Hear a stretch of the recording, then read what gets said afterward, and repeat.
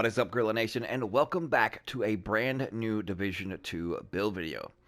But if you would be so kind, please show some love to that like button. Also smash that sub button if you happen to be new to the channel, and don't forget to reach up there, trigger that bell, and turn on post notifications, so that way you never miss a live stream or a video that is uploaded. Well, I have yet to put out a build utilizing the specialist, the firewall, and there's several different, ways in order to make something that's effective with that specialist. Now, just going over the skill tree over here, and just looking at the different things and aspects of it, you would think that it's kind of somewhat made to be specifically for the berserk clutch variety, but there are multiple different ways that you can get around it and actually make it even more viable for other things, even bloodsucker build. And also a key note, you can level up your shotgun over here on the primary side that entails with your primary and secondary weapons. And also level up the fire starter, and that's 30% weapon damage going to the fire starter as well as other sidearms. I guess I'm just dumb when it comes to this, but yeah, essentially this is another form of cheesing the shotgun kind of debacle, I would say, because even with this, not spec'd into shotgun damage whatsoever, I was able to get mine up to almost 300k just on my sidearm as a shotgun, so yeah, it is redonkulous. But the cluster grenades are definitely a factor for this build that I'll be showing you. We have some mechanics involved in it because that cluster grenade is really dope. You throw out one and then it scatters into a cluster of 4, and each of those has a wide radius and range in it. So therefore, we had to do something with that. And we have the 50% burn duration, the plus 30% health on kill. The armor kit recovers 200% armor and 200% health over 10 seconds. So if you pop one while you're taking damage, that's going to continue to regenerate and go all the way up to 200%, and you have 10 seconds for it to be active. Next, of course, is the shield, and it gives you 2 mods once leveling up. One increases the health of the shield, and then the other gives you active shield regen. So that way, when you're taking damage, it is actively regenerating that health on your shield. The next one is allies deal 10% damage to enemies that are within 10 meters of you. There's a cone that comes out the backside of the shield as well as one in the front. Next, we have on armor break, apply burn to enemies within 5 meters. Pulse resistance, that's on all of them. 50% bonus armor during cover-to-cover runs, which works out really, really nice. Then the signature weapon, we're not going to go over that because as we all know, as of March 3rd, there'll be no special ammo inside the DZ, and then this just applies to the whole ammo signature weapon thing. But these are more or less the main components of it, and let me tell you, it is really, really nasty. So I'm going to send you over to some gameplay now that we went over the skill tree, and we'll see where the mechanics are that you can actually spot. And we'll see you guys back here in a moment where we'll go over the build itself. We'll get him the gear. Get him the gear. We can't physically take the controller and play for him. Yeah. Melted. Bam!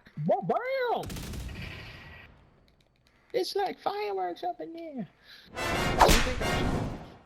Who the? Oh, my bad, guys. My bad. That's you guys. Calm down. I just want to see how my heals do. Like, hit me. Hit me.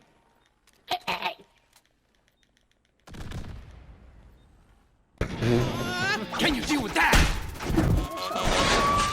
Did someone call 911? Holy shit!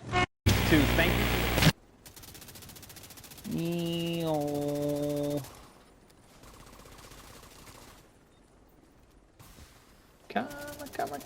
Come on, chameleon. Haha, starting out first, we've already went over the skill tree of the firewall. First up, we have the Savage Wolverine 23.5 with perfectly close and personal. Gives me 50% weapon damage. If I kill an enemy within 10 meters and it lasts 10 seconds, Allegro, stop, drop, and roll while equipped. Rolling removes burning, bleed, and poison status effects can occur once every 60 seconds, which is if you do not have 100% hazard protection or don't want to sacrifice something in order to gain 100% hazard protection, then do not sleep on stop, drop, and roll. It'll save your life more than not and come in really, really handy. As far as the secondary, I am running the Eagle, just mainly because I do not have Spark active, so I'll benefit from this more because while I'm shooting my Savage Wolverine, I'll get a proc of 10% bonus armor. You can go with the likes of the Pestilence. It's more or less along the same lines as like the Merciless. You don't plan on really shooting it, but you're just using it for its holstered talent. And at least if you get put under any status effect, you gain a proc of 20% bonus armor for 5 seconds. You can even go with the Chatterbox to get the RPM after a kill. It just depends upon your personal preference. And of course, I'm going with protected reload on my sidearm.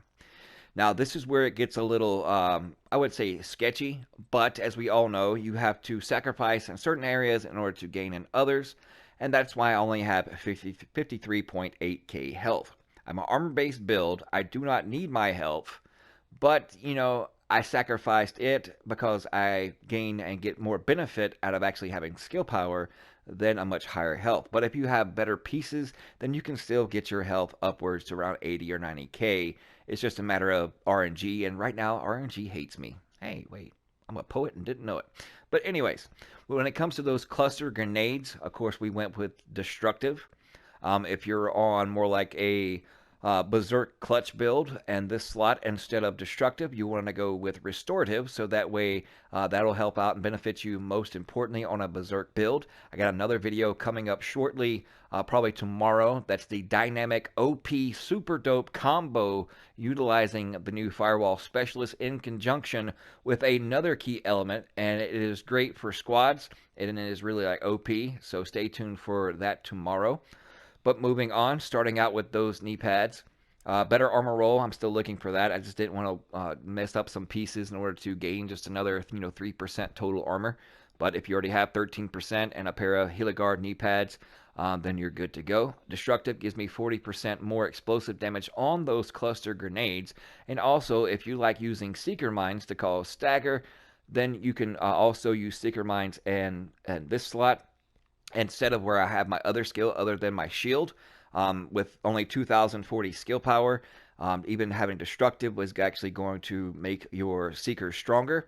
So, it all depends on what specific skill they're actually using and what you're actually going for. But that is technically a good two-hit combo, and I don't want to share too much. You'll find out the details on that dynamic OP combo tomorrow. And we have 2 defensive mod slots. We're getting 5644 armor, 3% total armor, 3% explosive resistance, 4869 armor, 3.5% total armor, and another 3% explosive resistance. Now on to the second piece of Heligard. It is the backpack, 5.5% total armor, 5% weapon damage, 30,476 armor. And if I wanted to and become more squishy, it would put me down to like only 420 armor. Roundabouts there. I could take off this 30,476 armor and apply either another red to activate Spark to get extra weapon damage, or I could put skill power here to further my skill output when it comes to utilizing what skills I actually have. And then it has a defensive and offensive mod slot, 6.5% going to my assault rifle, and on the defensive, 4869 armor, 3.5% total armor, and then 3% explosive resistance. Now the third and final piece is no surprise, it's another Heligard piece, and I could be well over 500k armor if I just had a higher percentage roll of total armor, but since that is going away come the first, and it's going to be more or less going by the baked-in armor, to where you will be able to get like upwards to 700k armor, and that is all in the baked-in armor on its specific pieces. But this one also has 700 skill power, utilizing Bloodsucker, 11 or more defensive Legos to further improve my survivability, because I'm getting 23.5 base damage with my Savage, and that's not counting the enemies that are in front of me that with my shield deployed that I'm gaining extra weapon damage from. And it has 2 defensive and offensive mod slot, and the offensive 6.5% going to my assault rifle, 5128 armor, 3% total armor, and 4% explosive resistance in the first defensive mod. And the second one, 3945 armor, 3% explosive resistance, and then 4% total armor. Now on to the masks here. I went with this particular one because it still at least had 40% hazard protection on it. So with the 2 pieces of Healer Guard, at least I'm at 60% hazard protection. 553 skill power, which is a good roll on it, and getting another 6.5% weapon damage by way of mod slot. On the holster, looking for a higher roll other than 787, the skill power that's actually on it. And if you have more health roll than what I have, 26, and that will reflect in your numbers. And it comes with 2 offensive mod slots for a combined 13% weapon damage going to my assault rifle. Also, I forgot, I know it was asking me to do this, so let me turn the base damage on of my weapons. As you can see, the Savage Wolverine is 13,136. It's close to its maximum potential, as well as my Pyromaniac. But as you can see, the Savage Wolverine just edges out the Pyromaniac ever so slightly, unless with this same build, if you want to go with the Pyromaniac and go with the Airburst Seekers, that has potential to set enemies and targets on fire if they do not have that 100% hazard protection. Now, over the Fender's Gloves, for that one piece, I'm getting 10% assault rifle damage as an attribute, another 12% assault rifle damage, and of course we went with Devastating for a total of 27% weapon damage to my assault rifle just on these pair of gloves. Now, I'm still looking for a piece instead of 1.5% crit chance of actually having some kind of skill power value on here. So that way, when I do get better mods to unlocking my skills, then that's going to further my health of my shield. But speaking of that, the mods that come freely that require no skill power in the shield is 50% health plus 40% active regen. That's the one we went over when we discussed the skill tree. And then with only required 1964 skill power, I'm getting another 65.5% health to my shield. As you can see, 544,000 health on my shield with an active regen of over 19,000 and holstered is 27. You can kind of think of it along the lines of it can absorb more damage per se as or around the same abouts as a defender drone would. So you can kind of use those mechanics around that. It's just with the shield, if they're in that little cone that extends from the shield, then you're going to gain weapon damage from that, and especially your targets. So it kind of works along the same lines as a defender drone, and this way it's just a shield. So you can kind of look at it that way and kind of use it in a mechanic, and I'm pretty sure you've seen that in the gameplay, me actually utilize it that way. But that 1-2 combo, also you may have seen in that, is that part of it, and it's not the best part, but you can use a chem launcher, or like your teammates use a pokey heal, and if your armor's low, that pokey heal will actually come to you, heal you and your shield at the same time. And somebody that's actually running heals on your team can further help your active regen.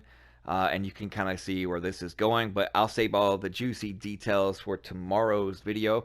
But as far as synergy wise, since I am an armor tank build, then I can easily use the plus 50% cover to cover to easily get away, because 50% of my armor is definitely enough to buy me some time to cover to cover away to give me the time to apply that armor kit, and then it's back to business as usual. Like I said, if you want to go with Seeker Mines, you can do that. You can either go with the clusters, the air bursts, and even at the clusters, as you can see, my PvP is their 110, so not too shabby. And then, of course, on my one-hitter, I'm not sure if I got the mods correct on this, but still, even at 179k is still not bad. Yeah, so I'm well within my range of my current skill power, so that definitely works out. And if you have better rolls, then you can get more damage out of your Seekers than what I have. It's just I don't specifically have built a way around it and more or less rely on them. But to each his own. The destructive there is good for the grenade side of it. You have the armor for the cover to cover to help your survivability. And as far as skill power wise, the stronger the skill power. And also it's also good to note that you can take off any particular mod. You're going to sacrifice some, but you can go with skill health on other pieces, and actually will benefit your shield as well without actually having those mods going inside the shield. So it just all, depends on, what you want to do and how you want to do it. It's like if I would say, let's take out the health on this one. That drops it down to 401. And so at 401, if we take the skill health off and switch it to something else,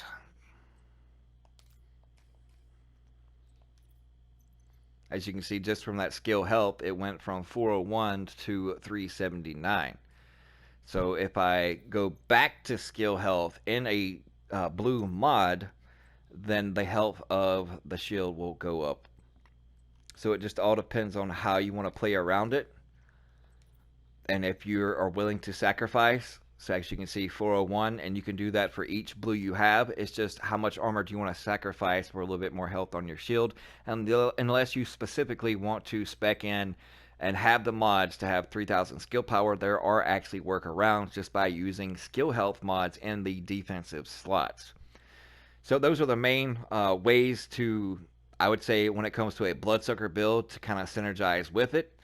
Stay tuned for the Berserk Clutch version of this build coming tomorrow. I appreciate all the love and support. Appreciate you. Love you. Don't forget to smash that sub and like button, hit that bell, and we'll see you fudging later.